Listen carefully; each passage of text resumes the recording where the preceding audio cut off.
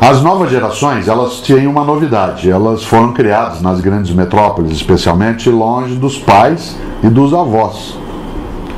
Uma das coisas que mais faz mal hoje para as gerações que estão entrando no mercado de trabalho é o distanciamento da família na sua convivência. Pode parecer estranho, mas avô e avó, tio e tia, sempre foram decisivos. Porque, por exemplo, na casa da avó podia tudo menos o que ela proibia. Parece contraditório, mas é verdade. Podia tudo menos o que ela proibia. E ela proibia. Ela dizia, isso pode, isso você não vai fazer. Havia uma certa noção de autoridade que não colidia, tal como colidia com os pais, porque estavam ali no dia a dia. Pedro Mandelli e eu lançamos um livro em 2011 chamado Vida e Carreira, um equilíbrio possível, em que a gente fala das novas gerações e ele diz uma coisa que é muito importante. Ele diz, os jovens hoje das novas gerações chegam na empresa mal educados.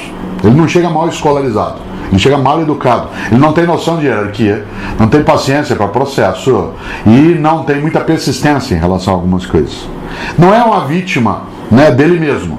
Não é uma responsabilidade que ele tenha. Mas ele veio de uma sociedade em que houve um distanciamento entre os adultos e os jovens, entre os pais e os filhos, pelo horário de trabalho, pela distância nas grandes cidades. Portanto, esse jovem chega com dificuldade para ser educado nas relações. E aí eu estou falando de boa educação mesmo, não estou falando de escolarização. A empresa está tendo, diz o Mandelli com toda razão, está tendo que educar os que chegam.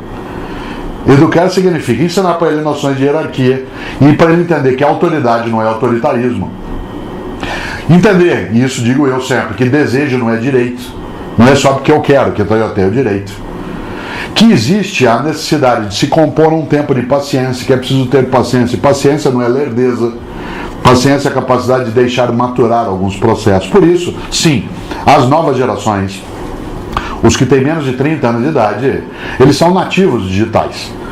E, portanto, eles estão habituados a um mundo em que faz parte do cotidiano dele a mobilidade, a instantaneidade, a simultaneidade e a velocidade.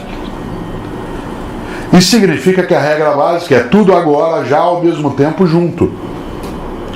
Isso dá para uma empresa uma grande vantagem. Esses grupos novos têm senso de urgência, têm habilidade com uma série de plataformas digitais, mas ele não tem algumas coisas que os mais idosos têm: paciência, persistência e resistência.